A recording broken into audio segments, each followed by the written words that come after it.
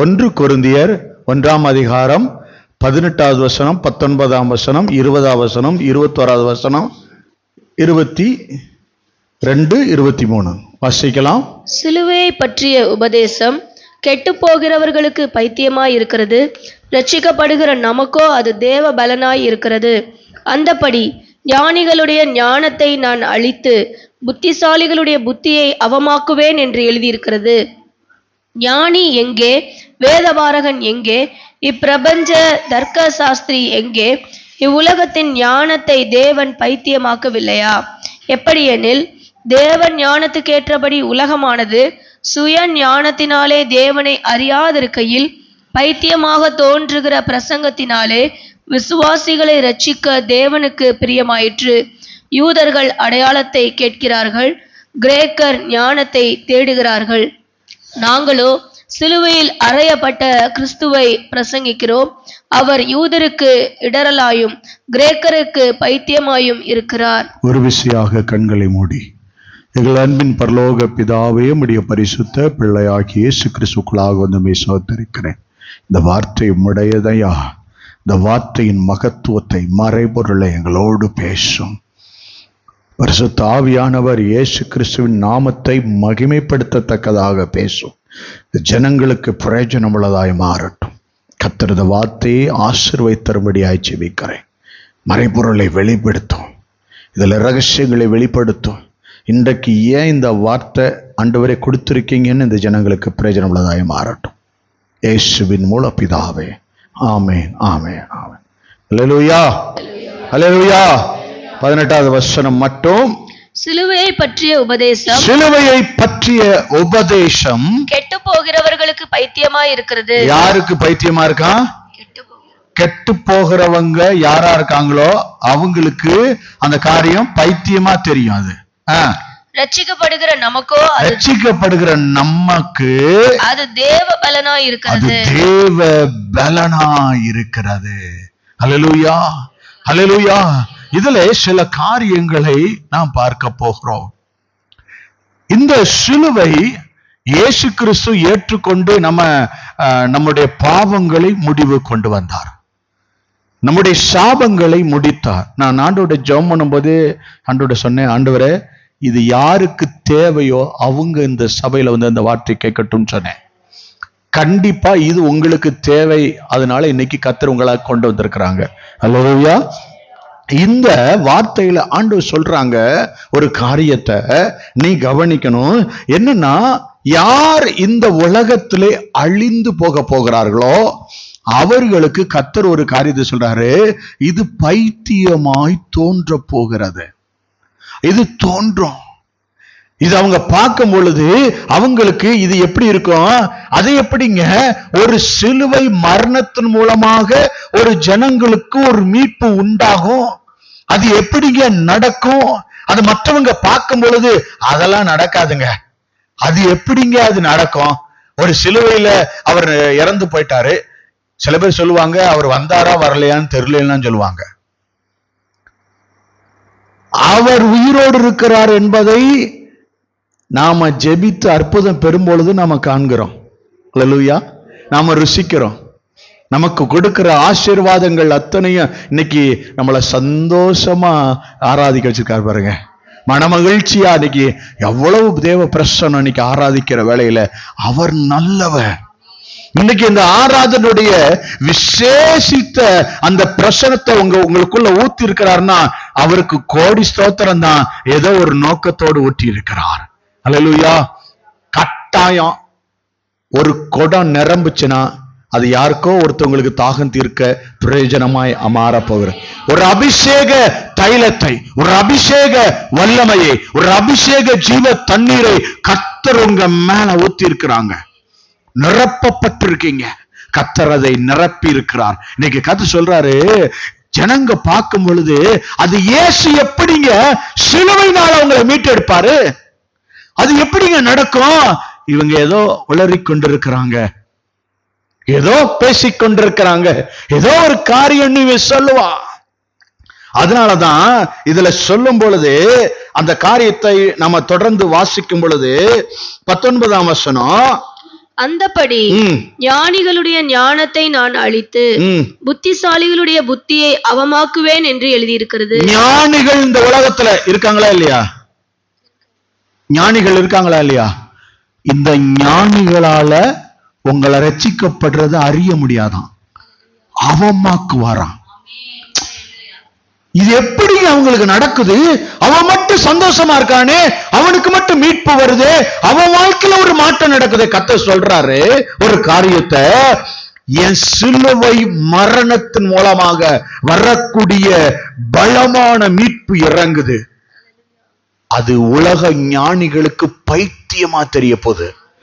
தொடர்ந்து வாசிங்க 20வது வசனம். ஞானி எங்கே? ஞானி எங்கே? வேதபாரகன் எங்கே? அந்த வேதபாரகன் எங்கே? இப்பிரபஞ்ச தர்க்க சாஸ்திரி எங்கே? தர்க்க சாஸ்திரி எங்கே? இவ்வுலகத்தின் ஞானத்தை தேவன் பைத்தியமாக்கவில்லையா? ஏன்னா அந்த ஞானத்துல உங்க ரட்சிப்பு நடக்குதுன்னு தெரிஞ்சிருச்சுன்னா அது ஒண்ணுமே பிரயோஜனம் இருக்காது. ஏன்னா இந்த உலகத்துல உள்ளவன் எல்லாருக்கும் அறிஞ்சிருவான், தெரியும். அவனுக்கு இது புரியவே புரியாது. ஒரு சிலுவை மரணத்துல உங்களுக்கு ஒரு மீட்பு வச்சிருக்காரு. எல்லாரும் உங்க கடவுள் இறந்துட்டாருன்னு சொல்லுவான், சிலுவையில் அடிச்சு ஒரு மனுஷன் கொண்டான்னு சொல்லுவான். ஆனா உங்களுக்கு நடந்திருக்கிற மீட்பை குறித்து கர்த்தர் உங்களோட பேச போறாரு. உங்களுக்கு நடந்திருக்க காரியம் இது எப்படிப்பட்ட காரியம், இதுல என்ன நடந்துச்சுன்னு சொல்ல போறாரு. இது ரொம்ப ஆச்சரியமா இருக்கு. கர்த்தர் ஆராதிக்கிற வேளையில சொன்னாரு, நான் பேசுவேன் என்று சொன்னார். நான் பேசுவேன். மோசே தேவனுடைய வார்த்தையை எடுத்துட்டு போய் இஸ்ரவேல் இடத்துல சொல்லும் பொழுது அவங்க என்னைய யார் அனுப்புனான்னு கேட்பாங்களே. இருக்கிறவராகவே இருக்கிறேன், சொல்லுகிறேன் சொல்லுன்னு சொன்னார். ஆயாம் தயாம் போய் சொல்லு, நான் தான் சொன்னேன்னு சொல்லி. எப்படி இருக்கிறாரா அப்படியே இருக்கிறாரா, அவன் வாழ்க்கைய மாத்த போறாராம். இன்னைக்கு உங்களுக்கு அதுதான். உங்களை விடுதலை ஆக்கிறவரா நீங்க பார்த்தீங்கன்னா விடுதலை ஆக்கிறவரா நிக்கிறாரு. சரி, தொடர்ந்து வாசிப்போம். 21. எப்படி தெரியுமா? தேவ ஞானத்துக்கு ஏற்றபடி உலகமானது சுய ஞானத்தினாலே தேவனை அறியாதிருக்கையில். நம்மளுடைய சுய ஞானத்துல தேவனை அறிஞ்சுக்கணும்னு நினைச்சோன்னா நம்மளால அறிய முடியாது. யாராலையும் அறியவே முடியாது. நம்முடைய சுய ஞானத்தினால இயேசுவை சந்திக்கவே முடியாது. ஏன்னா பைபிள் வசனம் அப்படிதான் சொல்ல முடியுது, தேவனை அறியவே முடியாதான். வாசிங்க தொடர்ந்து. பைத்தியமாக தோன்றுகிற பிரசங்கத்தினாலே விசுவாசிகளை ரட்சிக்க தேவனுக்கு பிரியமாயிற்று. இந்த பிரசங்கத்தினாலதான் ரட்சிக்க தீர்மானம் பண்ணி வச்சிருக்காராம். ஒரு மனிதனுக்கு சத்தியத்தை பிரசங்கிக்க பிரசங்கிக்க பிரசங்கிக்க தான் அவனுக்குள்ள ரட்சிப்பு உண்டாகும். யாரையும் நீங்க கூப்பிட்டு வர்றதுனால ரட்சிப்பு நடக்காது. அவன் வர்றதுனால அவன் பிரச்சனை தீர்ந்தவனே அவன் போயிடுவான். ஆண்டவர் சொல்றாரு, வேத வசனத்தினாலதான் அவங்களுக்கு ரட்சிப்பை கொடுப்பாராம். அப்ப யாரா ரட்சிக்கப்படணும்னா என்ன செய்யணும்? சுவிசேஷம் உள்ள போயாகணும். அது ரட்சிப்பை உருவாக்கும் அவனுக்குள்ள. ஹல்லேலூயா. ஏங்க இப்ப நான் உங்களை திட்டிக்கிட்டே இருந்தேன்னா உங்களுக்கு எப்படி இருக்கும்? நாங்களே அவ்வளவு உலகத்துல நொந்து போய் இங்க ஆண்டவர்கிட்ட வந்து என்னை தேற்றுவாரான்னு வந்து உட்காந்துருக்கேன். ஏன்னா நீங்க இப்படி பேசுறீங்க கேட்பீங்கல்ல. உங்ககிட்ட ஒருத்தவங்க வந்து கஷ்டத்தை சொல்லும் பொழுது நீ செஞ்ச தப்புனாலதான் அப்படி நடக்கணும், அவனுக்கு காயமா இருக்காதா? நம்மளுடைய ஞானத்தினால அவனை ஒண்ணுமே செய்ய முடியாதுங்க. அவனுக்கு தேவை அந்த நேரத்துல தேவனுடைய வார்த்தை. கர்த்தர் சொல்லியிருக்கிறார், உன்னை ஆறுதல் படுத்துவார், உன் காயம் கட்டுவார், உன்னை சுகமாக்கி நடத்துவார். இந்த சிலுவையின் உபதேசத்துல நீ கவலைப்படாத, உன் பாவத்தை இயேசு சிலுவையில ஜெயிச்சிட்டாரு, நீ நம்பு, உனக்கு பாவம் இல்லைன்னு. உன் பாவம் உன்னை விட்டு போயிடுச்சு நீ நம்பிட்டேன்னா உன் பிரச்சனைக்கு ஒரு விடுதலை கிடைக்கும்ன்றத அவன்கிட்ட சொல்லி கொடுத்துட்டு அவன் அடைஞ்சுக்குவாங்க. அவன் சாட்சியாயிருவாங்க, கர்த்தரை பிடிச்சுக்குவாங்க, அவன் அநேகருக்கு முன்பாக சாட்சியாய் விளங்குவாங்க. அல்லேலூயா. இன்னைக்கு கர்த்தர் அதுதான் விரும்புறாரு. ஒரு காரியம் ஆண்டவர் சொல்லும் பொழுது இந்த காரியத்தை நீ கவனிச்சு பாரு. அவங்க அற்பமாய் சொல்லப்படுகிற பிரசங்கத்தினாலே அவர்கள் மீட்கப்படுகிறார்கள். அவங்க ரட்சிப்பு இறங்குதான். அவங்க ரட்சிப்பு இறங்குது. நீங்க ஒவ்வொரு வாரமும் பிரசங்கத்தை கேட்கறீங்க. அப்ப உங்களுக்குள்ள என்ன நடக்குது? எதெல்லாம் முடியலையோ அது முடிய பண்ணி கொண்டிருக்கிறார் கர்த்தர். ஹல்லேலூயா, ஹல்லேலூயா. தொடர்ந்து வாசிங்க. யூதர்கள் அடையாளத்தை கேட்கிறார்கள். என்னவா? யூதர்கள் என்ன செய்வாங்கன்னா அடையாளம் காட்டணுமா. இவங்க ஆண்டவர் தான் சொல்லி வழி நடத்தினான்னு சொன்ன உடனே அவங்க மோசே போய் சொன்ன உடனே அவங்க என்கிட்ட கேட்பாங்களே நான் என்ன செய்யட்டும் அப்படின்னு சொன்ன உடனே ஆண்டவர் என்ன செய்வது தெரியுமா? உன் வலது கையை எடுத்து உன் ட்ரெஸ்ஸுக்குள்ள விடு அப்படின்வாரு. திரும்ப அந்த கையை எடுத்து பாரு, குஷ்டரோகமா இருக்கும், சதைகள்லாம் பெஞ்சிருக்கும். அப்படி இவரே கையை இது பண்ணுவாரு. திரும்ப உன் சட்டைக்குள்ள விடுன்னுவாரு. திரும்ப எடுத்து பார்த்தா கை நார்மலா இருக்கும். உன் கோலை போடு, சப்பமா வாழைப்பிடி மாறு நார்மலா. இங்கேயே சொல்லி கொடுத்துருவாரு. இதெல்லாம் போய் அவன்கிட்ட காட்டு. ஏன்னா சில பேர் அடையாளத்தை பார்த்ததான் நம்புறான். ஏசப்பா எனக்கு ஏதாவது ஒரு காட்டட்டுமே, ஏதாவது ஒண்ணு சொல்லட்டுமே, நான் அப்புறம் நம்புறேன். மோசேட்ட கேட்ட காரியம் என்ன? சிலுவை. இந்த சிலுவை இந்த காரியத்துக்கும் மோசேக்கும் ஒரு சம்பந்தம் இருக்கு. இந்த சிலுவை மரத்துக்கும் ஒரு காரியத்துக்கும் மோசேக்கும் அங்கேயும் இங்கேயும் ஒரு தொடர்பு இருக்கு. நான் அதை அப்படியே உங்ககிட்ட விளக்கி காண்பித்து கொண்டே வருகிறேன். இந்த சிலுவை மரணமானது ஒவ்வொரு மனிதனையும் ரட்சிக்க கூடியதா இருக்கிறது என்பது மற்றவர்கள் அறியாது இருக்கிறது. உங்களுக்கு வேணா இன்னைக்கு இந்த சத்தியத்தை கடினமா இருக்கலாம், இல்ல புரியாதபடி இருக்கலாம். ஆனா இருக்கிறதுலயே விலை உயர்ந்த சத்தியம் தான் சிலுவையை பற்றிய உபதேசம். ரட்சிக்கப்படுற ஒவ்வொருத்தனுக்கும் இது ஆச்சரியம்தான், அற்புதம் தான், மீட்பு தான். இன்னைக்கு ஆவியானவர் பேசி கொண்டிருக்கிறார். அவர் உங்கள்கிட்ட தான் இந்த வார்த்தையை கொடுத்து கொண்டிருக்கிறார். யூதர்கள் என்ன செய்யறாங்க? அடையாளத்தை கேட்கிறாங்க. கிரேக்கர் ஞானத்தை தேடுகிறார்கள். அவங்க ஞானத்துல அதை தேடுவாங்க. எப்படி இருக்கு இது? என்ன நடந்திருக்கு? இது என்ன காரியம்? இது எப்படின்னு சொல்லுங்க. அவங்க ஞானத்தின்படி, அவங்களுடைய ஆராய்ச்சியின்படி இது சரியா, இதுக்கு என்ன அடையாளம், இது இப்படி கேட்கிறவங்க. இவங்க ஞானத்துல பாக்குறவங்க. ஞானத்துல எப்படி இது சாத்தியமாகும்? ஏங்க, ஒரு இடத்துக்கு எடுத்து இன்னொரு இடத்துக்கு போகணும்னா, இல்ல கார்ல போகணும், இல்ல பிளைட்ல போகணும், இல்ல ஜெட்ல ராக்கெட்ல போகணும். இப்படி ஒவ்வொரு இடத்துக்கு போறதுக்கும் ஒரு இது இருக்குங்க. நீங்க என்னங்க பரலோகத்துல எங்கேயோ 3வது வானத்துல இருக்கிறாரு, அதை இங்க அவர் சொல்றாரு இந்த வருஷம் முழுவதும் நடக்க போறது இந்த காரியம்னு சொல்றாருன்னு சொல்றீங்களே, இது எப்படிங்க? இது எப்படி நீங்க சொல்றீங்க? ஆண்டவர் அதைத்தான் சொல்றாரு உங்ககிட்ட. எவனாலே உலக ஞானத்தினால உங்களால அது புரிஞ்சுக்க முடியாது. உலக ஞானத்தை வச்சு பார்த்தீங்கன்னா உங்களால கண்டுபிடிக்க முடியாது. உங்களால அதை நீங்க உணர்ந்து கொள்ளவே முடியாது. இன்னைக்கு கர்த்தர் அதான் உங்கள்கிட்ட சொல்ல வர்றாரு. ஒன்னால அதை இந்த காரியத்தினால பார்க்க முடியாது. நீங்க தப்பு பண்ணிட்டீங்கன்னா அந்த தப்புக்கு தண்டனையா இயேசு சிலுவையில தம்முடைய ரத்தத்தை சிந்தி மீட்டு எடுத்திருக்கிறாரு. நீ மன்னிக்கப்பட்டுட்ட. அது எப்படி? நீ செஞ்ச தப்பு எப்ப? அவர் இறந்த எப்பன்னு கேட்பான். உலக ஞானத்தின்படி சொல்ல முடியாது. அதை ஒண்ணுனால புரிஞ்சுக்க முடியாது. நிறைய பேர் இன்னைக்கு நமக்கு தெரியாம தப்பு பண்றோம், தெரியுமா? நமக்கு தெரியாமையே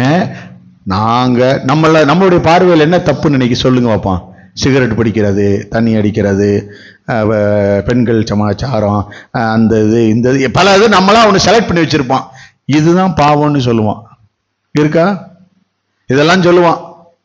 ஆனா தேவனுடைய பார்வையில பாவம் என்பது எதெல்லாம் குறிக்கப்படுது? சாதாரண ஒரு கடனை வச்சுக்கோங்க. நீயும் கடன் வாங்காது இருப்பாய், கடன் கொடுப்பாதானே இருக்கு. அப்ப நீங்க அதை மீறினீங்கன்னா நீங்க பாவம் செய்யறீங்களா இல்லையா? யார்கிட்ட போய் கடன் வாங்குவான்? யார்கிட்ட வாங்குவீங்க? புறஜாதியிட்ட தானே. அவன்கிட்ட போய் வாங்குறீங்க, கடன் வாங்குறீங்க.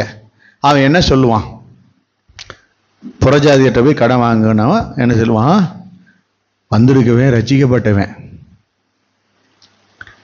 அவங்க கடவுள் அவனுக்கு கொடுக்கல, நான் வேற வழிபாடுக்காரன், என் தெய்வத்திட்ட நான் வாங்கியிருக்கேன், என்கிட்ட அவன் வாங்க வந்திருக்கான், என் தெய்வம் தான் அவனுக்கு கொடுக்க போகுது. வந்தவன் ரட்சிக்கப்பட்டவன் அவன் கடவுள் பயங்கரமானவர்னு அவன் சொல்றான்.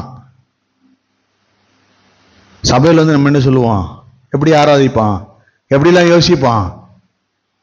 ஆனா வீட்டில் அங்க போனோன்னு எப்படியாச்சும் தயவு பண்ணுங்க, எப்படியாவது பிரச்சனையை மாத்துறதுக்கு எனக்கு உதவி செய்யுங்க, கர்த்தர்ட்ட கெஞ்ச வேண்டியதை இன்னொரு மதத்துக்காரன்ட்ட, இன்னொரு வழிபாட்டுக்காரன்ட்ட அவங்ககிட்ட போய் கெஞ்சுவான். எப்படியாவது இறக்கம் செய்யுங்க, தயவுசெய்து பிரச்சனை தலைக்கு மேல இருக்கு, எப்படியாவது. அவன் சாமி சொல்லுவான், அவன் சாமி கும்பிடுறேன், அவன் சாமி சொல்லும்ல, வந்துட்டான் பாரு ரட்சிக்கப்பட்டவன், அவன் கடவுள் ஒன்றும் செய்யலன்னு வந்துட்டான் பாரு என்கிட்ட, நான் தான் அவன் பிள்ளைய வாழ வைக்கிறேன் சொல்லுவானா இல்லையா? நம்ம செய்யற தவறு எப்படி? கர்த்தர் என்ன செஞ்சுக்கிட்டு இருக்கோம்? நம்ம போய் நம்ம பிரச்சனையை நம்ம தோத்தோம், என்கிட்ட எதுவுமே இல்லைன்னு நம்ம புறஜாதியிட்ட சொல்லும் போது என்ன நடக்கு தெரியுமா? அவன் தேவன் அவனை கைவிட்டார் என்பதை அவன் அறிந்து கொள்வான். அவன் தேவன் அவனுக்கு கொடுக்கல என்றதை அவன் உலகத்தை அறிஞ்சுவான். இப்ப அவன் தேவன் சொல்லுவான் அவன்கிட்ட, அப்படி வந்துட்டான் பாரு அவன்கிட்ட கஷ்டத்தை சொல்றதுக்கு.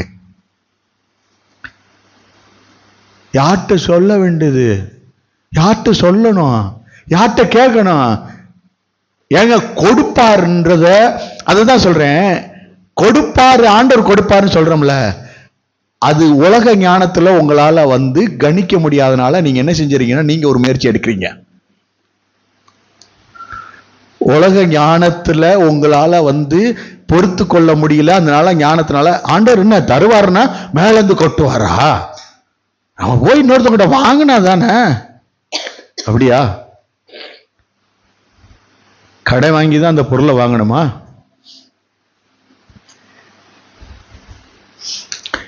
கர்த்தர் என்ன சொல்றாரு? அவன் தெய்வத்தை அவங்க வழிபட்டு அவன் எப்படி இருக்கான்? ஐஸ்வர்யவானா இருக்கான். அவங்கிட்ட ரட்சிக்கப்பட்டவன் போய் நிக்கிறான். ரட்சிக்கப்பட்டவன் அங்க போய் வாங்கிட்டு வந்து இங்க வந்து என்ன சொல்றான்? கர்த்தர் எனக்கு கொடுத்தார், ஒருத்தர் உள்ளத்திலே பேசினார், மனதுருக்கம் பண்ணினார். எங்க இருந்து? யாருங்க கேட்ட வாங்கணும்? கர்த்தர்கிட்ட வாங்க வேண்டியாம, கர்த்தர் நல்லவர், கர்த்தர் ஐஸ்வர்யவான், அவர் யாரை கைவிட மாட்டான்னு சொல்லிட்டு நாம மற்றவங்க போய் கேட்டுக்கிட்டு இருக்கோம். அவங்க தெய்வம் ஏளனமா பாக்குது. ரட்சிக்கப்பட்ட வந்துட்டான் பாருன்னு உண்ட கேட்கிறவன் ரட்சிக்கப்பட்டவன், சிலுவையின் உபதேசத்துல மீட்டெடுக்கப்பட்டவன் வந்து நிக்கிறான். அது எவ்வளவு துக்கமான காரியம். அதனாலதான் பாஸ்டர் நாங்க கிறிஸ்தவங்களா பார்த்து கேட்கிறோம், புறஜாதியிட்ட கேட்டாதானே பிரச்சனை. நாங்க அதெல்லாம் நம்ம பிள்ளைங்க அந்த ஞானத்துல அவங்களை அடிச்சுக்கவே முடியாது. கர்த்தரிடத்துல கேட்க வேண்டியதை மற்ற இடத்துல கேட்கவே கூடாது. கர்த்தர்கிட்ட கேட்கணும். கர்த்தர் தான் கொடுப்பாரு. உங்களால அது அந்த ஆவிக்குரிய ஞானத்துல, உலக ஞானத்துல ஆவிக்குரிய காரியத்தை அறிய முடியாது. என்னைக்கு அறிஞ்சிக்கிறீங்களோ சிலுவை தான் உங்களுக்கு அதை திறக்கும். சிலுவை கண் தான் அதை உங்களுக்கு காண்பித்து கொடுக்கும். ஒரு ஆதாரமாக மோசையினுடைய காரியத்துல ஒரு விஷயத்தை நான் உங்களுக்கு காண்பிக்க விரும்புறேன். இந்த காரியத்தை கவனிங்க. நம்ம நினைக்கிறது எல்லாத்தையும் தாண்டி ஒரு சாதாரண கடன் பிரச்சனையிலேயே ஒரு பாவம் மறைஞ்சிருக்கு. ஆண்டவர் எவ்வளவு துக்கப்படுவாரு இந்த காரியத்துல இருக்கு. இன்னைக்கு இந்த சிலுவை குறித்து உங்களுக்கு சில விஷயங்களை சொல்லிட்டு, ஒரு 3 காரியத்தை சொல்லிட்டு நான் ஜெபிச்சு முடிச்சிடறேன். அடுத்த காரியம், என்னாகம புஸ்தகத்துல 21ஆம் அதிகாரம், என்னாகமம் 21:4. அவர்கள் ஏதோம் தேசத்தை சுற்றி போகும்படிக்கு ஓர் என்னும் மலையை விட்டு சிவந்த சமுத்திரத்தின் வழியாய் பிரயாணம் பண்ணினார்கள். வழியின் நிமித்தம் ஜனங்கள் மனமடிவு அடைந்தார்கள். அவ்வளவு தூரத்தை குறிச்சு ஜனங்க என்ன செஞ்சிட்டாங்க? மனமடிவு ஆயிட்டாங்க. வாசிங்க அடுத்த வசனத்தை. ஜனங்கள் தேவனுக்கும் மோசேக்கும் விரோதமாக பேசி, நாங்கள் வனாந்தரத்திலே சாகும்படி நீங்கள் எங்களை கஷ்டத்துல, எகிப்து தேசத்திலிருந்து கஷ்டம் வந்த உடனே அவங்க ரொம்ப தூரம் பிரயாணப்பட்டு போயிட்டு இருக்காங்க. அவங்க போராட்டம் நெருக்க வந்தோடனே அவங்க என்ன சொல்றாங்க? யார்ட்ட வந்துட்டாங்க? ஊழியக்காட்ட வந்துட்டாங்க. ஊழியக்காரங்கிட்ட ஜனங்க வந்து என்ன பேசுறாங்க? மோசேக்கு விரோதமாய் பேசி நாங்கள் வனாந்தரத்திலே சாகும்படி நீர் எங்களை எகிப்து தேசத்திலிருந்து வர பண்ணினது என்ன? இங்கே அப்பமும் இல்லை, தண்ணீரும் இல்லை, இந்த அற்பமான உணவு எங்கள் மனதுக்கு வெறுப்பாய் இருக்கிறது என்றார். டெய்லி கொடுக்கிற அதே தாழ்ச்சாதான் எங்களுக்கு, அதே வெங்காயம் தானா? நாங்க எகிப்துல எப்படி இருந்தோம் தெரியுமா? எப்படி இருந்த தெரியல, பழைய கஞ்சி குடிச்சுக்கிட்டு எவ்வளவு நிம்மதியா. இங்க வந்து என்ன சொல்றாங்க? அதே சால்னா, அதே வெங்காயம், அதே பிரியாணி, இந்த வட்டம் மாத்துங்க ஆண்டவரே. முறுமுறுத்தாங்களாம். ஏன் தெரியல, இன்னைக்கு மாத்த சொன்னாரு, மாத்திட்டேன். இந்த வசனத்தை வாசிக்கும் போது தெரியுது யார் முறுமுறுத்தாவோ. சரி, நெக்ஸ்ட் வசனத்துக்கு போகலாம். அப்பொழுது கர்த்தர் கொள்ளிவாய் சர்ப்பங்களை ஆண்டவரே அனுப்பினார். சிஸ்டர், யார் அனுப்புனது? கர்த்தர். சிஸ்டர், உங்க வாழ்க்கையில கொள்ளிவாய் பேசாத அனுப்புனார்னு கேட்கல சிஸ்டர். அந்த இடத்துல சிச்சுவேஷன்ல யாரு கொள்ளிவாய் பிசாசு அனுப்புனா கேட்டேன். அங்க இஸ்ரவேல் ஜனங்கள் முறுமுறுத்தாங்கல்ல, அவங்க கிட்ட கொள்ளிவாய் சர்ப்பத்தை யார் அனுப்புனா? சில அபிஷேகம் பண்ணி சில கொள்ளிவாய உங்க வேலையில அனுப்புனது கர்த்தர்.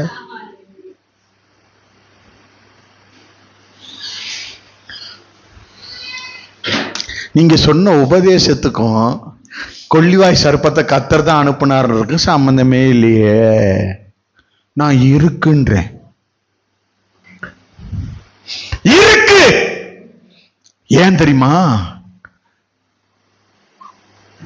அந்த கொள்ளிவாய் சர்ப்பத்தை அந்த ஜனங்களுக்குள்ள அனுப்பி அதெல்லாம் கடிக்க பண்ணி ஒரு காரியத்தை பண்ணாரு. இன்னைக்கு கர்த்தர் சொல்றாரு, இன்னைக்கு உன் வாழ்க்கையில கொள்ளிவாய் சர்ப்பங்கள் உனக்கிட்ட வரும்பொழுது நடுவுல நான் நிக்கிறேன். தேவனுக்கும் அந்த கொள்ளிவாய் சர்ப்பத்திற்கும் உனக்கும் நடுவாக இயேசு நிக்கிறாராம். உன்னை கடிக்க முடியாதபடிக்கு சிலுவையில வெட்டி சிறந்தவரா இயேசு நிக்கிறாராம். அல்லேலூயா. இன்றைக்கு அந்த காரியத்தை உங்களிடத்துல சொல்லும்படிக்குதான் அந்த வசனத்தை திரும்ப ஒரு முறை வாசிங்க. என்ன நடக்குது? அப்பொழுது கர்த்தர் கொள்ளிவாய் சர்ப்பங்களை ஜனங்களுக்குள்ளே அனுப்பினார். இயேசுதான் ஆண்டவர், தேவன் தான் அனுப்பி இருக்கிறாரு. அங்க நடக்கிற காரியம், அவைகள் ஜனங்களை கடித்ததினால் இஸ்ரவேலருக்குள்ளே அநேக ஜனங்கள் செத்தார்கள். அதனால் ஜனங்கள் மோசேயின் இடத்தில் போய், நாங்கள் கர்த்தருக்கும் உமக்கும் விரோதமாய் பேசினதினால் பாவம் செய்தோம். ஊழியக்காரருக்கு விரோதமா பேசுனதுனால அதை மட்டும் குறிப்பா சொல்லுவாரு இவரு. சர்ப்பங்கள் எங்களை விட்டு நீங்கும்படி கர்த்தரை நோக்கி விண்ணப்பம் பண்ணுவோம். ஏங்க, அந்த காரியத்தை நீங்க தெரிஞ்சுக்காம போயிடக்கூடாது. இன்னைக்கு ஊழியக்காரங்க நிறைய பேர் தவறு செய்து நமக்கு நிறைய இதுல வந்திருக்கலாம். ஆனா மின்றாதீங்க, கிடைச்சிருச்சேன்னு சொல்லி பேசிடாதீங்க ஊழியக்காரங்களை. கர்த்தர் அதை அவங்கள அனுப்புனது கர்த்தர். உங்க வேலை ஸ்தலத்தில் இருக்க கொள்ளிவாய் அனுப்புனது கர்த்தர். சிலுவையை நோக்கி பார்த்தீங்கன்னா அந்த கொள்ளிவாய் சர்ப்பம் என்ன நடக்குன்றத இன்னைக்கு நீங்க பார்க்க போறீங்க. சிலுவை உபதேசம்தான் இயேசுவை நடுவுல கொண்டு வரும். அந்த கொள்ளிவாய் சர்ப்பம் உங்களை கடிக்க முடியாதபடிக்கு அங்க ஒரு அற்புதம் நடக்கும். பாருங்க, வாசிங்க தொடர்ந்து. சர்ப்பங்கள் எங்களை விட்டு நீங்கும்படி கர்த்தரை நோக்கி விண்ணப்பம் பண்ண வேண்டும் என்றார்கள். மோசே ஜனங்களுக்காக விண்ணப்பம் பண்ணினான். அப்பொழுது கர்த்தர் மோசேயை நோக்கி, நீ ஒரு கொள்ளிவாய் சர்ப்பத்தின் உருவத்தை செய்து, என்னவா? கொள்ளிவாய் சர்ப்பத்தின் உருவத்தை செஞ்சு அதை ஒரு கம்பத்தின் மேல் தூக்கி வை. எத்தனை பேரு பார்த்திருக்கீங்க? அத எத்தனை பேர் பார்த்திருக்கீங்க? நீங்க பார்த்திருக்கீங்களா? எங்க பார்த்திருக்கீங்க சிஸ்டர்? அவங்க வீட்லயா? வேலை செய்யற வீட்லயா? அவங்க வீட்லயா? வேற எல்லாரும் வேற எங்க பார்த்திருக்கீங்க? எல்லாரும் ஹாஸ்பிட்டல் போயிருக்கீங்களா? ஹாஸ்பிட்டலில் நீங்க ஐசியூ வார்டு சில இடங்கள்ல நீங்க பார்த்துருந்தீங்கன்னா உங்களுக்கு தெரியும். ஒரு சர்ப்பம் ஒரு சிலுவை மேல இருக்கும், அது மேல சுத்தி நிக்கிற மாதிரி இருக்கும். இனிமே ஹாஸ்பிட்டல் போனா கவனிங்க, ஜிஹெச் போனா, எல்லா இடங்களும் போனா கவனிங்க. எல்லா ஹாஸ்பிட்டல்லையும் ஒரு சிலுவை போட்டு ஒரு பாம்பு அதுல 2 இது பின்னி இருக்கும். அதை பார்க்கிறவன் மரணத்திலிருந்து பிழைப்பான்றதுக்காக எல்லா ஹாஸ்பிட்டல்லையும் வச்சிருப்பாங்க அந்த ஸ்டிக்கர். இங்க உள்ளது அங்க. வாசிங்க என்ன நடக்குது. அதை ஒரு கம்பத்தின் மேல் தூக்கி வை. கம்பத்து மேல் தூக்கி வை. கடிக்கப்பட்டவன் எவனோ, பாம்பு கடிச்சவன் எவனோ, கடி வாங்கினவன் எவனோ, அவன் அதை நோக்கி பார்த்தால் பிழைப்பான் என்றார். மரத்தை எவன் பாக்குறானோ, எங்க பாருங்க அந்த சிலுவையில சர்ப்பம் இருக்கு பாருங்க, வெண்கல சர்ப்பம். அது ரெண்டு அப்படி பின்னி அந்த சிலுவை இப்படி இருக்கும். அந்த சிலுவையில 2 தலை வச்சிருக்கோம். இதை யார் பாக்குறானோ, இத பாக்குறவன் என்ன ஆயிடுவானா, எது கடிச்சாலும் சரி, எது கடிச்சாலும் சரி, மறைமுகமா எந்த காரியம் அவன் வாழ்க்கையில் நடந்தாலும் சரி, விசாச செய்யக்கூடிய எந்த காரியமானாலும் சரி, சிலுவையை நீ எப்ப நோக்கி பார்க்க ஆரம்பிக்கிறியோ, எனக்காக அவர் கல்வாரியில ரத்தம் சிந்தினார் மரிச்சா நீ பாக்குறியோ, அப்பவே இது முடிவுக்கு வந்துடும். கடித்த காரியங்கள், பாம்பு கடிச்சா என்ன நடக்கும்? கொல்லிவை சர்ப்பங்க கடிச்சிச்சு, என்ன நடந்திருக்கும்? என்ன நடந்துச்சு? இவங்க எல்லாம் பாம்பை பார்த்தது இல்லாத மாதிரியும், பாம்பு கடிச்சா என்ன நடக்கும்னு தெரியாத மாதிரியும், பாம்பு கடிச்சா என்ன செஞ்சிருவான்? பாம்போட விளையாடுவோம் பாஸ்டர். இப்ராஹிம் பார்க்கு போனோம் பாஸ்டர், அங்க பாம்பை பிடிச்சோம் பாஸ்டர், கையில வச்சு விளையாண்டோம் பாஸ்டர்.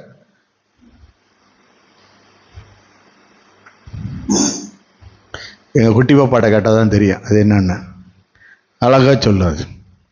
பாம்பு இங்க கையில வச்சா இங்க ஆடுமா, கை இந்த இடத்துக்கிட்ட மட்டும் ஆடுமா, இதுக்கு இங்கிட்ட ஆடாதான், இங்க மட்டும் ஆடுமா. அது எப்படி அதை இது பண்ணி வச்சிருப்பாங்க. அப்ப ஒரு காரியத்தை கவனிங்க, மரணத்தை பிறப்பிக்கிற காரியம் எது உங்களை கடிச்சு சாத்தானுடைய தந்திரமான கிரியை உங்களை விளத்தலணும். பாவத்தில் மரணம், கடனில் மரணம், எந்த காரியத்துல உங்களுக்கு மரணம் சம்பவிக்கணும்னு இருக்கோ அந்த காரியம் வரும்பொழுது நீங்க சிலுவையை பார்த்தீங்கன்னா உங்க கடன்ல இருந்து நிச்சயமா வெளியே வருவீங்க. அல்லேலூயா, அல்லேலூயா. சிலுவையின் அந்த அந்த நோக்கம் உங்க வாழ்க்கைக்குள்ள, அது நான் சொல்றது இப்ப உங்க சொந்த ஞானத்தினால புரிஞ்சிக்க முடியாது. ஆனா இதை நம்பினீங்கன்னா, விசுவாசிச்சீங்கன்னா உங்க வாழ்க்கையில பெரிய மாற்றம் நடக்குங்க. இன்னைக்கு அதை தான் உங்க இடத்துல சொல்லி கொண்டு வருகிறேன். அங்கே ஆண்டவர் சொல்றாரு, எவெல்லாம் அந்த சிலுவையில் இருக்க சர்ப்பத்தை பார்க்கிறானோ, மரத்துக்கு நேரம் திரும்புறானோ, பார்க்கிறானோ, பார்க்கிறவனுடைய கண் அந்த விடுதலையை ரிசீவ் பண்ணுது. அங்க இருக்கிற ஜீவன் இங்க உட்பிரவேசித்து ஒரு மாற்றம் தருகிறது. சில பேரு அங்க திரும்பி சிலுவையை நோக்கி பாருங்கன்னா அதுல இருந்த பாம்பை பார்த்துக்கிட்டே போயிடுவான். பாம்பை பார்க்கறதுக்கு நின்று பார்க்க சொல்லுங்க, பார்க்கிறவன் பிழைப்பான். அதுக்கு பிறகு எதை ஆராதிக்கணும்? தேவனை ஆராதிக்கணும். பாம்பு கடிச்சு சரியான உடனே இல்லைங்க, அவர் சொன்னாரு அந்த முட்டை இது வாங்கிட்டு பாலையை வாங்கிட்டு அந்த புத்துக்குள்ள கொண்டு போய் கொஞ்சம் ஊத்துனா நல்லதுன்றாரு. அப்பதான் திரும்ப அந்த பாம்பு ஞாபகம் வச்சுக்கிட்டு வந்து கடிக்காதான். அப்படி நம்ம ஆளுகருக்கு இன்னும் அநியாயம் பண்ணிக்கிட்டு இருக்குங்க.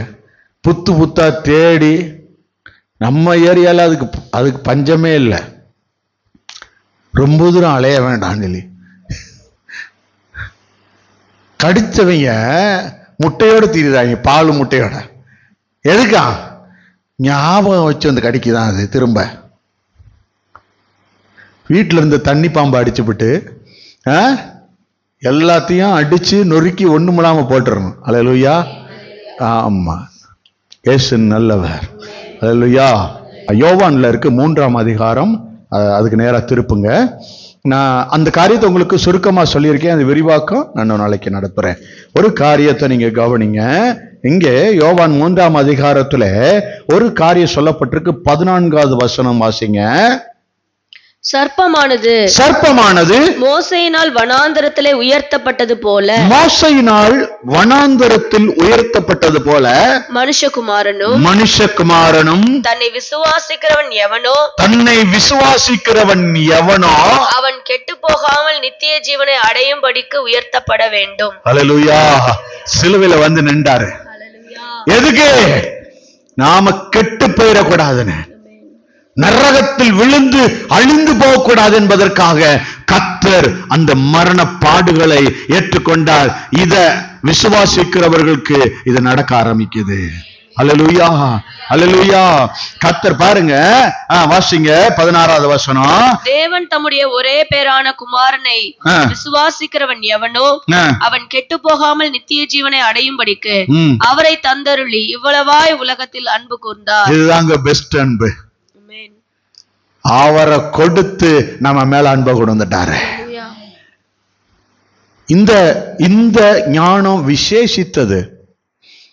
இது தேவனால மட்டும்தான் அறிந்து கொள்ள முடியும். எவன் ஒருத்தவன் பைபிள் அதிகமா வாசிச்சுக்கிட்டே இருக்கானோ அவனுக்கிட்ட அவன் எதுல சிக்கியிருக்கானோ அதுல இருந்து வெளியே வரக்கூடிய வழியை சொல்லி கொடுத்துருவார். சங்கீதம் 119 சொல்லப்பட்டிருக்குல்ல, வேதவசனம் என்னன்னு சொல்லப்பட்டிருக்கு? என் பாதைக்கு கால்களுக்கு என்னவா இருக்கு? கண்டிப்பா வெளியே வர்றதுக்கு உங்களுக்கு ஒரு வெளிச்சம் வரும். இந்த வேத வசனத்துக்குள்ள மறைஞ்சிருக்கு. அந்த வெளிச்சம் அழகா உங்களை வெளியே கொண்டு வரும். தீபமா இருக்குமா, இருள நிக்க விடாது. ஒவ்வொரு நாளும் வேத வசனத்தை தியானம் பண்ணி படிச்சுட்டே இருங்க. உங்க வாழ்க்கையில மேன்மையான இடத்துக்கு கொண்டு போயிடும். அது உங்களை எங்கேயுமே விழத்தள்ளாது. அல்லேலூயா. பிசாசனுடைய வேலை எங்க வாய்ப்பு கிடைச்சா நம்மளை கடிச்சு கொன்று அதுல விழத்தள்ளான்னு. நம்ம சிலுவையில வெற்றி சிறக்கிறவங்களா நம்ம எப்பயுமே இருக்கணும். பிசாசு சர்ப்பமானது என்ன செய்யும்? கடிச்சிட்டா அவன் மரணம். பிசாசானவனுக்கு உங்களை கடன்ல வச்சு கடிச்சிடணும். அந்த கடன்ல வாழ்நாள்லாம் உட்கார்ந்துடணும். அதுல எந்திரிக்க கூடாது. அவனுக்கு நோக்கம் நீங்க எப்படியா ஜெயிச்சிருவீங்கன்னு தான் ஒவ்வொரு வாரமும் நான் அந்த கடனை பத்தி டாபிக் எடுக்கிறேன். எப்படியா ஜெயிச்சு அதுல இருந்து வெளியே வந்துடணும்னு. அல்லேலூயா. நான் உங்களை ஆசீர்வதிக்கிறதே நான் அந்த மாதிரி காரியத்துக்குள்ள இருந்து சிக்கி கொள்ளக்கூடாதுன்னு தான். ஏசு நல்லவர். புரிஞ்சுக்குங்க. கொலோசியர் 2ஆம் அதிகாரம் 3வது காரியம். கொலோசியர் 2ஆம் அதிகாரம் 19ஆம் வசனம் 13 வாசிங்க. கொலோசியர் 2:13, 14, 15. உங்கள் பாவங்களினாலேயும் உங்கள் மாம்ச விருத்த சேதனம் இல்லாமையினாலே மரித்தவர்களாய் இருந்த உங்களையும் அவரோட கூட உயிர்ப்பித்து என்ன செஞ்சிட்டாரா? அங்க என்ன நடக்குதான்? அவரோடு கூட உங்களை உயிர்ப்பித்து இருக்கிறாராம். அங்க நடந்திருக்க காரியம் வாசிங்க. அக்கிரமங்கள் எல்லாவற்றையும் உங்களுக்கு மன்னித்து, அக்கிரமத்தை மன்னிச்சு நமக்கு எதிரடையாகவும் உங்களுக்கு எதிராக இருக்கிற காரியத்தை நமக்கு விரோதமாகவும் இருந்த கையெழுத்தை குலைத்து அதை நடுவில் இராதபடிக்கு எடுத்து சிலுவையின் மேல் ஆணி அடித்து துரைத்தனங்களையும் அதிகாரங்களையும் உரிந்து கொண்டு வெளியரங்கமான கோலமாக்கி அவைகளின் மேல் சிலுவையிலே வெற்றி சிறந்தார். அல்லேலூயா, அல்லேலூயா. எப்படி கொடுக்கிறாரு பாருங்க. அந்த காரியத்தை ஆச்சரியமா இருக்கு பாருங்க. உங்கள் பாவங்களினாலே உங்கள் மாம்ச விருத்த சேதனம் இல்லாமையினாலேயும் மரித்தவர்களாய் இருந்த உங்களையும் அவரோடு கூட உயிர்ப்பித்து பாருங்க, அவரோட கூட உங்களை உயிர்ப்பித்தாருன்னு இப்பயே உங்கள்கிட்ட நம்பர்னு சொல்றாரு. அடுத்து சொல்லும் பொழுது அக்கிரமங்கள் எல்லாவற்றையும் உங்களுக்கு மன்னிச்சிட்டார். விசுவாசிக்கிறீங்களா? விசுவாசிக்கிறீங்களா? என் அக்கிரமம் மன்னிக்கப்பட்டு விட்டது. விசுவாசிக்கிறீங்களா? நீங்க எல்லாம் சொல்லுங்களேன், என் அக்கிரமம் மன்னிக்கப்பட்டது. வாசிங்க அடுத்த வசனத்தை. நமக்கு எதிரடையாகவும் நமக்கு விரோதமாகவும் இருந்த கையெழுத்தை குலைத்து அதை நடுவில் இராதபடிக்கு அங்கிருந்து எடுத்துறாரு. சிலுவையில் என்ன செஞ்சாராம்? ஆணி அடித்து. ஏன்னா அந்த ஃபைலை எடுத்துக்கிட்டே திரியிறாம, வால் கடை வேண்டாம் அந்த ஃபைலை குறான் வாங்கிட்டு சிலுவையில் அடிச்சுட்டாரு. அவன் தொடவே முடியாது. அவனுக்கு எரியும். அவன் தொடவே முடியாது. அங்க தொட்டானால இருக்க அக்கினி அவனை பிடிச்சுக்கும். அவன் தோத்தேடாது. அல்லேலூயா. துரைத்தனங்களையும் அதிகாரங்களையும் உரிந்து கொண்டு வெளியரங்கமான கோலமாகி அவைகளின் மேல் சிலுவையிலே வெற்றியை பெற்றார். அந்த வெற்றி தான் இன்னைக்கு நீங்க அடையறீங்க. இன்னைக்கு அந்த வெற்றியை தான் உங்களுக்கு கொடுக்கிறாரு. இது வரைக்கும் நீங்க தோத்திருக்கலாம். இன்னைக்கு கர்த்தர் சொல்றாரு, உங்க வெற்றியை உங்க கையிலே கர்த்தர் இந்த நாளிலே கொடுக்கிறார். அல்லேலூயா, அல்லேலூயா. கர்த்தர் ஆச்சரியமான காரியங்களை செய்கிறவர். அவர் உங்களுக்கு வெற்றியை கொடுத்திருக்கிறார். நம்பணும். பாருங்க, லூக்கா எழுதின சுவிசேஷம் 17ஆம் அதிகாரத்துல 10 குஷ்டரோகி இயேசுவின் இடத்துல வருவாங்க. இயேசு சொல்வாரு, நீங்க போய் ஆசாரின் இடத்துல உங்களை காம்பி. இந்த அற்புதம் உள்ள நடந்துச்சு. எப்படி நடந்துச்சு நம்ம மூளையில யோசிச்சு பார்த்தா நடக்கும். ஏங்க, நீங்க ஜெபம் பண்ண ஒரு தலைவலின்னு என்கிட்ட வரீங்க, நான் வந்த உடனே நீங்க போய் ஆசாரியன்ட்ட உங்களை காட்டுங்கன்னா நீங்க என்ன யோசிச்சிருப்பீங்க? அதாவது பாஸ்டர்கிட்ட காட்ட சொல்றாரு, ஒரு ஒரு தேவ மனிதன்ட்ட போய் காட்ட சொல்றாரு. இப்படி ஒரு வார்த்தையை நான் உங்கள்கிட்ட சொன்னா நீங்க என்ன நினைப்பீங்க? ஏன்னா இந்த சாதாரண ஞானத்துல புரிஞ்சுக்க முடியாததுக்காக சொல்ல வரேன். 10 பேர் வந்து நிக்கிறான். 10 பேர். இதுல ஒரு விஷயம், இந்த 10 பேர்கிட்ட காரியம் என்ன நடக்குது? இந்த 10 பேர் வந்து எப்படி கூடியிருப்பாங்க? இந்த 10 பேர் காரியத்தை நீங்க பார்த்திருக்கீங்களா என்னைக்காவது?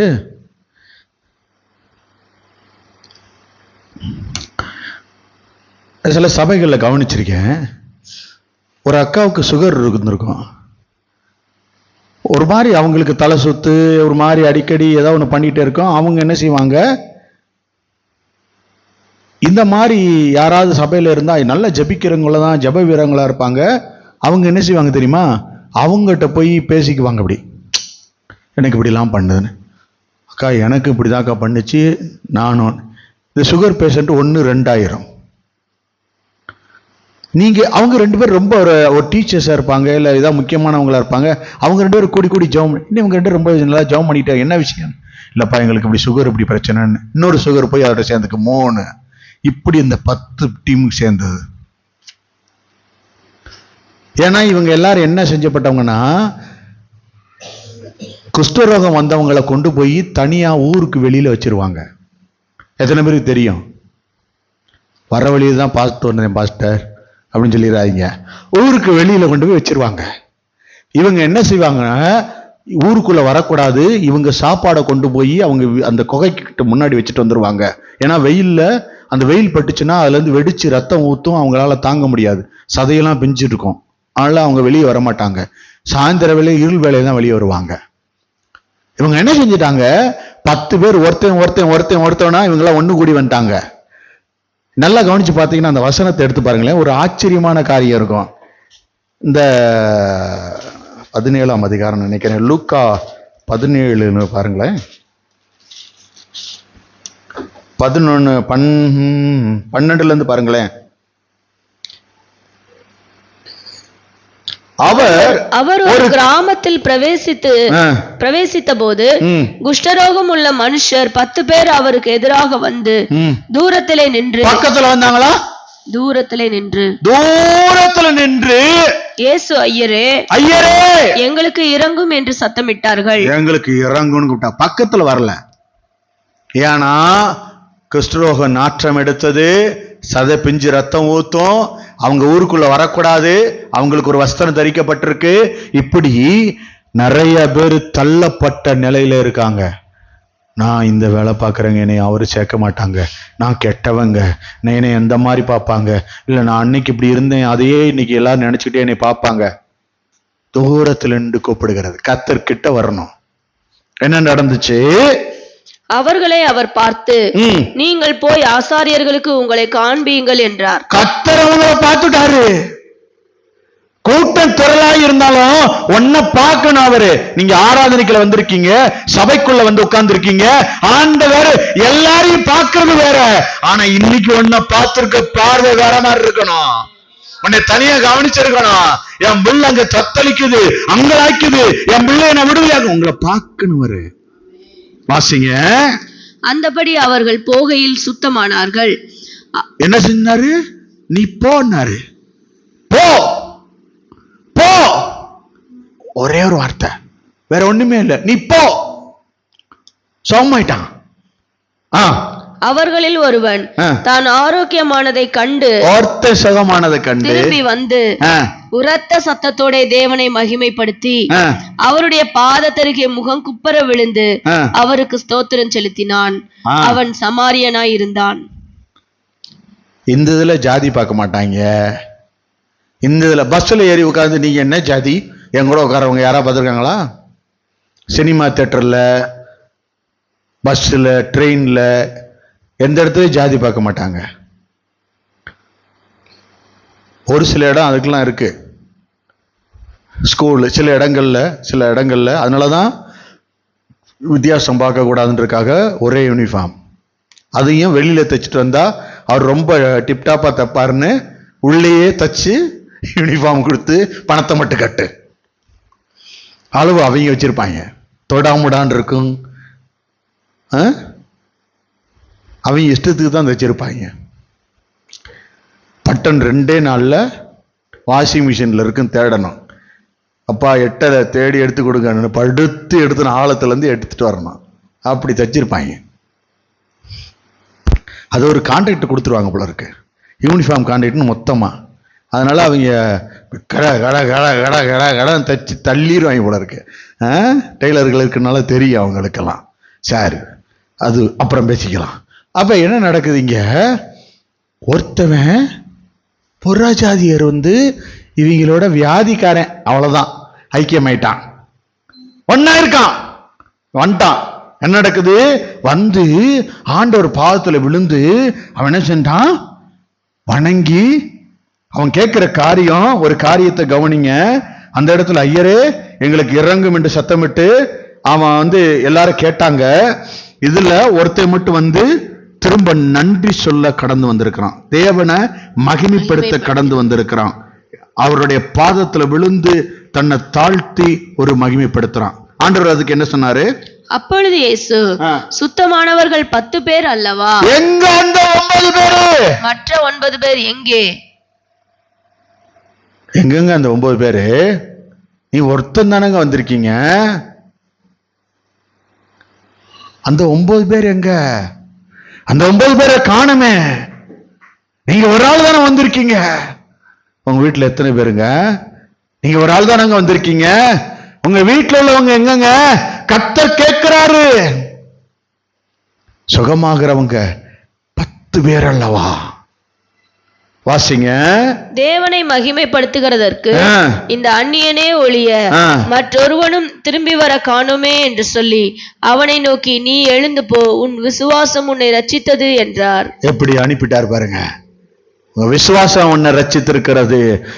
இந்த அற்புதத்தை யாராலையும் கணக்கிட முடியாது. நம்மளுடைய உலக ஞானத்தை நான் பார்க்க முடியாது. வியாதிக்காரன் வந்தான், போ சுகமாவ. நாங்க ஜெபம் பண்ண போறோம், இங்க ஜெபம் பண்ணி அனுப்புறோம். என்ன சொல்லி ஜெபம் அனுப்புறோம்? கர்த்தர் உங்களுக்கு கற்பத்தின் கனியை கொடுப்பார். இதுக்கப்புறம் என்ன நடக்கணும்? நீ போன்னு சொன்னாரு, இவர் எங்க போ சொல்லியிருப்பாரு? அந்த ஊருக்கு போ சொன்னாரு. பஸ்ஸையா சொல்லியிருக்கலாம், நம்பரையா, இடம் கூட சொல்லியிருக்க வேணாம். 42 சீலையாவது ஏற சொல்லி இருந்திருக்கலாம், 19 சீயாவது சொல்லி இருந்திருக்கலாம். நாங்க அதுலயாவது ஏறி எங்கேயாவது இறங்கியிருப்போம். போன்னு சொல்லிட்டு எங்களை அப்படித்தான் சொன்னாரு ஆண்டவர். திருச்சிக்கு போ அப்படின்னா எங்க போவீங்க? எங்க இறங்குவீங்க? சென்ட்ரல் பஸ் ஸ்டாண்ட்ல இறங்கி நின்றுக்கிட்டே இருக்கோம். போன்னு சொல்லிட்டாரு, அவள்தான் கிளம்பி வந்தாச்சு. சென்ட்ரல் பஸ் ஸ்டாண்ட்ல வந்து கேட்கிறேன் எங்க போடும்னு. ஏங்க உங்களுக்கு பாதை வச்சிருப்பாருங்க, உங்க பாதை அவர்கிட்ட தான் இருக்கும். நீங்க அவர் சொல்லி போடான்னு சொல்லிட்டாருன்னா நீங்க எதையுமே உங்க உலக ஞானத்துல அங்க போனா சாப்பாடுக்கு என்ன பண்ணுவான்? இல்ல ஒரு காரியம் கேட்கிறேன், ஆண்டவர் இப்ப நினைச்சுப்பா இல்ல, ஒரு சில விஷயங்கள் நாங்க வந்து ஆண்டவர் பற்றி கொண்டு பிடிச்சு கொண்டே கஷ்டம் நஷ்டம் என்ன கண்ணீரானாலும் அதுல நின்றுட்டே இருந்தனால ஆண்டவர் இப்படி உயர்த்தி ஒரு நல்ல ஆலயத்தை கொடுத்து வந்து சும்மா போடான்னாரு. நான் அதை நினைச்சு பாக்குறேன். போடா அப்படின்ட்டாரு, சென்ட்ரல் பஸ் ஸ்டாண்ட்ல இறங்கியாச்சு. அதுக்கப்புறம் சொல்லுவேன், அதுக்கப்புறம் நடத்துவாரு. நடத்தானாரு, நடத்தினாரு அவரு. இன்னைக்கு ஒரு கேள்வியை கேட்கிறாரு. இப்ப சம்பளம்லாம் அப்படியே மெதுவா உயருது, பில்டிங்லாம் கொஞ்சம் பல பலன்னு வருது, கொஞ்சம் ஜில்லுன்னு அப்படி இருக்கு ஏரியா. அப்படிலாம் ஆன உடனே கொஞ்சம் கொஞ்சமா அப்படியே ஜெபம் பண்றதெல்லாம் நிப்பாட்டி கொஞ்சம் அசந்து ஏசியில் தூங்கிட்டேன் ஆண்டவரே. முன்னாடி இருந்த அப்போ ஆண்டவர் என்ன நினைப்பாரு, 10,000 ரூபா சம்பளம் கொடுத்து என்னை மறந்துட்டாங்க, இவங்கிட்ட 11,000 ரூபா கொடுத்துருந்தேன் என்னை யாருன்னு கேட்டிருந்திருப்பாங்க. 10,000 ரூபாய்க்கே 10,000 ரூபாய்க்கு என்ன செய்யல, போன வாரம் சர்ச்சு காலி ஆயிடுச்சு. 10,000 ரூபாய்க்கே கர்த்தர் என்ன செய்யறாரு, சில சோத்திர பலிகள், சில உபவாசம் நம்ம வாழ்க்கையில வேலை செய்ய ஆரம்பிக்கும் போது கர்த்தர் ஒரு 10 நாள் டயத்தை கொடுத்து பார்ப்பாரு என்ன செய்யறான்னு. முத நாளே கர்த்தரை ரிஜெக்ட் பண்ணிட்டு என்ன செஞ்சீங்க, அது அடுத்த நாளே கர்த்தர் மறந்தாச்சு. நல்ல வேலை 11,000 12,000 சம்பளம் கொடுக்கல, கொடுத்திருந்தேன் இவங்க மொத்த ஜபத்தை நிப்பாட்டிட்டு இவங்க பாட்டு பயந்துருப்பாங்க. கர்த்தரை விட எனக்கு இன்னைக்கு அந்த 1000கள் தான் முக்கியம்.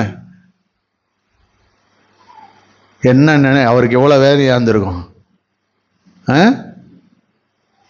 ஏங்க 10,000க்கு இந்த நிலைமைனா 1,00,000 சம்பளம் போட்டாரு, ஆண்டவர் வந்திருப்பாரு. வாட் யூ வாண்ட், என்ன வேணும், ரூபாய் எண்ணிருப்பாங்க அவர்கிட்ட. என்ன வேணும், நாங்க சாப்பிடாத சாப்பாடா, என்னமோ நடந்திருக்குங்க. கர்த்தர் நல்லவர். சரி, நேரம் இல்லாதபடினால போவோம். பாடி சாமி விட்டாயா. கலாத்தியர் 3:14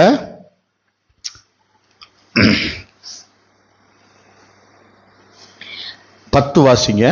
3:10 நியாயப்பிரமாணத்தின் கிரியைக்காரராகிய யாவரும் சாபத்திற்குட்பட்டிருக்கிறார்கள். என்னவா, நியாயப்பிரமாண காரியம் உள்ளவங்க எதுல இருக்காங்களாம், சாபத்துக்கு உட்பட்டு இருக்காங்க. நியாயப்பிரமாண புஸ்தகத்தில் எழுதப்பட்டவைகளை எல்லாம் செய்யத்தக்கதாக அவைகளில் நிலைத்திராதவன் எவனோ அவன் சபிக்கப்பட்டவன் என்று எழுதியிருக்கிறது. எப்படி இருக்காங்களாம், அதை செய்யலைனா, இப்ப பைபிள்ல உள்ளத செய்யலைனா எப்படி இருப்பாங்களாம், சபிக்கப்பட்டவங்களா இருப்பாங்களாம். பைபிள் அப்படி சொல்லுது. அதுல 13ஆம் வசனம், மரத்திலே தூக்கப்பட்ட எவனும் சபிக்கப்பட்டவன் என்று எழுதியிருக்கிறபடி கிறிஸ்து நமக்காக அவர் சாபமாகி நியாயப்பிரமாணத்தின் சாபத்திற்கு நம்மை நீங்களாக்கி மீட்டுக் கொண்டார். அல்லேலூயா. இதை விசுவாசிக்கிறீங்களா? இதை விசுவாசிச்சாதான் உங்க மேல இருக்க சாபம் சிலுவைக்கு போகுங்க. உங்க மேல, உங்க குடும்பத்துல, உங்க பிள்ளைகள் மேல, உங்க வீடு வளர்ச்சி அடையாம, உங்க கணவருடைய வேலை ஸ்தலத்துல அந்த வேலையில ஒரு ப்ரமோஷனோ ஒரு மாற்றங்கள் நடக்காம இருக்கிறதுக்கு, அவருடைய ஆவிக்குரிய ஜீவியம் மாறாம இருக்கிறதுக்கு காரணம் கர்த்தர் சொல்றாரு, சில சாபம் தங்கி இருக்கும், அந்த சாபத்தை சிலுவையில போய் வெட்டி சிற நீ அறிக்கை பண்ணணும். இந்த 3:14 நீ என்ன செய்யணும், 3:13 என்ன செய்யணும், நீ மரத்தில் தூக்கப்பட்ட எவனு சபிக்கப்பட்டவன் என்று எழுதியிருக்கிறபடி கிறிஸ்து எனக்காக சாபமாகி நியாயப்பிரமாணத்தின் சாபத்திற்கு என்ன நீங்களாக்கி மீட்டுக் கொண்டார். சொல்லுங்க பாப்பா எல்லாரும் சேர்ந்து. மரத்திலே தூக்கப்பட்ட எவனோ சபிக்கப்பட்டவன் என்று எழுதியிருக்கிறபடி கிறிஸ்து எனக்காக சாபமாகி நியாயப்பிரமாணத்தின் சாபத்திற்கு என்னை நீங்களாக்கி மீட்டுக் கொண்டார். நீங்க சொன்னதுனால உங்க சாபம் உங்களை விட்டு விலகிருச்சு. நீங்க ஆசீர்வாதத்தை கட்டாயம் பார்ப்பீங்க. இங்க பாருங்க, இத உலக ஞானத்துல பார்க்காதீங்க, கட்டாயம் நீங்க பெற்று கொண்டுட்டீங்க. நீங்க அதனுடைய ஆசீர்வாதத்தை நீங்க தேடி பாருங்க, சுதந்திரத்துக் கொள்வீங்க. கர்த்தர் அதை தான் கொடுக்கிறாரு. அடுத்த வசனம் சொல்லுது, வாசிங்க.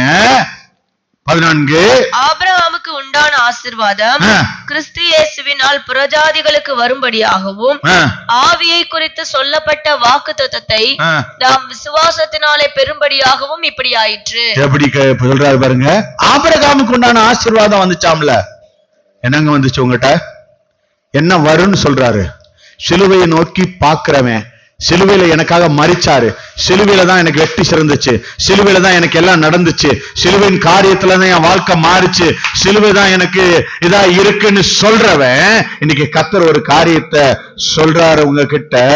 கர்த்தர் ஒரு பெரிய காரியம் உங்ககிட்ட நடப்பிக்கிறதுக்காக சொல்றாரு.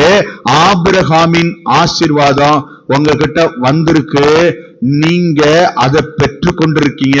கர்த்தர் அதை உங்ககிட்ட கொடுத்திருக்கிறாரு. இன்றைக்கு கர்த்தர் உங்ககிட்ட திரும்ப சொல்றாரு, ஆபிரகாமின் ஆசீர்வாதம் உன்னோட இருக்கிறத நீ நம்பு. என்ன தெரியுமா? ஆபிரகாம் தேவனோடு நேரடி தொடர்புல இருந்தான். இன்னைக்கு கர்த்தர் உனக்கு அந்த ஆசீர்வாதத்தை நேரடி தொடர்பை வைக்கிறாரு. உன் பிள்ளைகள் ஆபிரகாமின் ஆசீர்வாதத்தை ஈசாக்கு யாக்கோபு அடைஞ்சது போல, ஆபிரகாமின் ஆசீர்வாதம் எப்படி பிள்ளைக்கு வந்துச்சோ அத போல உன் மேல இருக்க ஆசீர்வாதம் உன் பிள்ளையின் பிள்ளைக்கு மேல போகுது. ஆபிரகாமின் ஆசீர்வாதம் என்னன்னு கூட சொல்லிக்கிட்டு இருக்கேன். ஆபிரகாமின் ஆசீர்வாதம் உன் முன்னோர்களின் சாபம் உன் மேல வராது, உன் முன்னோர்களின் ஆசீர்வாதம் உன் மேல அதிகமா பலிக்கும். ஹல்லேலூயா, ஹல்லேலூயா. அது ஆபிரகாமின் ஆசீர்வாதம் உன்னை இருள்ல இருந்து வெளிச்சத்துக்கு கொண்டு வரும். ஹல்லேலூயா. உன்னை துக்கத்தில் இருக்கிற இடத்துல இருந்து சந்தோஷத்துக்கு மாத்தும். ஆபிரகாமின் ஆசீர்வாதம் உன்னை பாடுகள்ல இருந்து மகிழ்ச்சிக்கு கொண்டு வரும். ஆபிரகாமின் ஆசீர்வாதம் உன்னை வியாதியிலிருந்து விடுதலையாக்கும். எது பாவம் எது காரியன்றத நீங்க தெளிவா அறிஞ்சுக்கிட்டீங்க. உங்களை ஆபிரகாமின் ஆசீர்வாதம் எதுல இருந்து எதுல மாத்துதுன்றதை நீங்க அறிஞ்சுக்குங்க. அது கண்டிப்பா உங்க வாழ்க்கையில நடக்க ஆரம்பிக்கும். அது அல்லேலூயா, அல்லேலூயா. பாருங்க, 1 யோவான் 2ஆம் அதிகாரம் 15ஆம் வசனத்துல ஆண்டவர் சொல்றாரு, உலகத்தில் உள்ளவைகளிலும் உலகத்திலும் உள்ளவைகளிலும் அன்பு கூறாதிருங்கள். என்ன செய்யணும்? அன்பு கூறாதிருங்கள். ஒருவன் உலகத்தில் அன்பு கூர்ந்தால் அவனிடத்தில் பிதாவின் அன்பில்லை. இல்ல.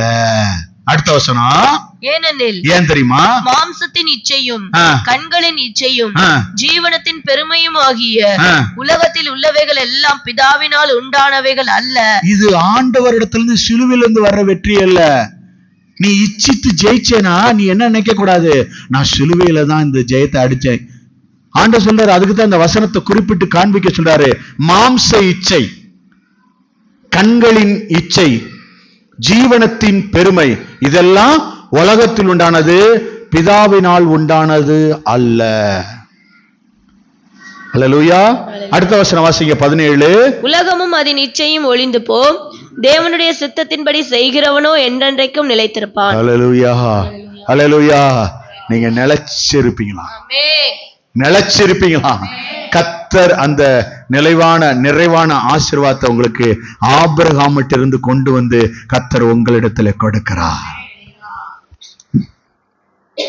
தண்ணீர் திராட்சரசம் மாறினது உலக ஞானத்துல கண்டுபிடிக்க முடியாது. ஏன்னா அது 50 ஆண்டுகள் மண்ணுக்குள்ள போச்சாதான் அது திராட்சரசமா மாறும். அந்த வைன் ஆண்டவர் சொல்றாரு, தண்ணியை ஊத்தி கொடுத்தாரு. ஏசு தண்ணியை மாத்தி கொடுத்தாருன்னா அது நார்மலான சாதாரண ஜூஸ் தாங்க. அவன் 50 ஆண்டு உள்ள வச்சு கொடுத்தானா அது வேற ஜூஸ், அதை தான் குடிக்க கூடாது. ஜெபம் பண்ணலாமா? எங்கள் அன்பின் பரலோக பிதாவே, உம்முடைய பரிசுத்த பிள்ளையாகி இயேசு கிறிஸ்துவுக்குள்ளாக உம்மை ஸ்தோத்திரிக்கிறேன். ஆண்டவரே, உம்முடைய வார்த்தைக்காய் ஸ்தோத்திரம், உம்முடைய வார்த்தையுடைய மகத்துவத்திற்காய் ஸ்தோத்திரம். ஆண்டவரே, உம்முடைய வார்த்தையை ஆசீர்வதித்து கொடுத்து நீர் எங்களோடு பேசினதுக்காய் ஸ்தோத்திரம். உம்முடைய வார்த்தை தடைகளை உடைத்து வெளிப்பட்டதுக்காய் ஸ்தோத்திரம். உம்முடைய ஜீவனுள்ள வார்த்தை தங்குதடையின்றி கடந்து வந்ததுக்காய் ஸ்தோத்திரம். நீங்க இன்னைக்கு பிள்ளைங்களோட பேசியிருப்பீங்க. ஆபிரகாமின் ஆசீர்வாதம் இவங்கிட்ட வந்துருச்சுட்டீங்க. இவங்க இதை பெற்றுக்கொண்டு கடந்து போறாங்க. இருளிலிருந்து இவங்க வெளிச்சத்துக்கு வந்தாச்சு. துக்கத்திலிருந்து அவங்க வெளியே வந்துட்டாங்க. பாடுகள்ல இருந்து வியாதியிலிருந்து வெளியே வந்துட்டாங்க. இதுதான் ஆபிரகாமின் ஆசீர்வாதம். எப்படி ஆபிரகாமின் ஆசீர்வாதம் ஈசாக்கு யாக்கோபு 12 அப்படியே சந்ததியா பெருகுதோ, அந்த ஆசீர்வாதம் உங்க மேல, உங்க பிள்ளைங்க மேல, உங்க பிள்ளைங்க மேல, பிள்ளைகள் மேல கர்த்தர் அந்த ஆசீர்வாதத்தை அருள போகிறார். அதுதான் ஆபிரகாமின் ஆசீர்வாதம். ஆண்டவரே, கொடுத்து இவர்களை மகிழ்ச்சியாக மாற்றுகிறதுக்காய் நன்றி. சிலுவையை ஆண்டவரே, உபதேசம் கெட்டு போகிறவர்களுக்கு பைத்தியமாகும். ஆண்டவர் ரட்சிக்கப்படுகிற எங்களுக்கோ இது தேவ பலன். நாங்கள் அதை பெற்றுக்கொள்கிறோம். அப்படியே கரத்துல ஒப்பு கொடுக்கிறோம். அந்த ஒவ்வொரு பிள்ளைகளையும் ஆசீர்வதியும் இயேசுவின் மூலம் பிதாவே. ஆமேன், ஆமேன், ஆமேன். பரிசுத்த பந்தி நமக்கு இருக்கு.